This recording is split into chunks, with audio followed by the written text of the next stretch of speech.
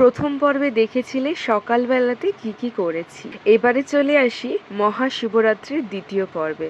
Hello everyone, welcome back to our new mini blog. Hostel থেকে মন্দিরের দূরত্ব বেশি দূরে ছিল না, কাছাকাছি ছিল, তবে নতুন জায়গা জানতাম না, তো আগের দিনকে একটু খোঁজ নিয়েছিলাম যে কোথায় মন্দির রয়েছে। তো খোঁজ নিতেই জানতে পারি কাছেই রয়েছে মন্দির। তো দুই বান্ধবীতে মিলেই বেরিয়ে পড়েছিলাম মহাদেবের আরাধনার উদ্দেশ্যে। 12টা সাড়ে 12টার দিক করে বেরিয়েছিলাম। মন্দিরের সামনে গিয়ে পুজোর সামগ্রী কিনলাম এবং এই প্রথমবার আমরা দুজনেই মহাদেবের অভিষেক করে জল ঢেলেছিলাম।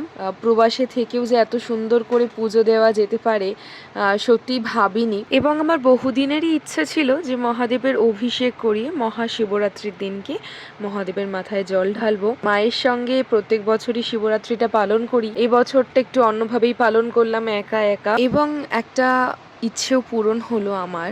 আর বলে না, জীবনে নতুন নতুন অভিজ্ঞতা হওয়া খুব ভালো, অনেক কিছু শেখা যায় সেগুলোর মধ্যে দিয়ে। এবছরের মহাশিবরাত্রির দিনটা সেরকমই কিছুটা ছিল। যাই হোক, পুজো দিয়ে বেরিয়ে আমি আর অপূর্বা সবজি কিনলাম অল্প করে, কিনে আমরা দুজনে মিলে খাবার বানাতে ব্যস্ত হয়ে পড়েছিলাম। হোস্টেলে গিয়ে আমি ডালিয়ার খিচুড়ি বানিয়েছিলাম এবং অপূর্বা বানিয়েছিল নিরামিষ আলুর দম।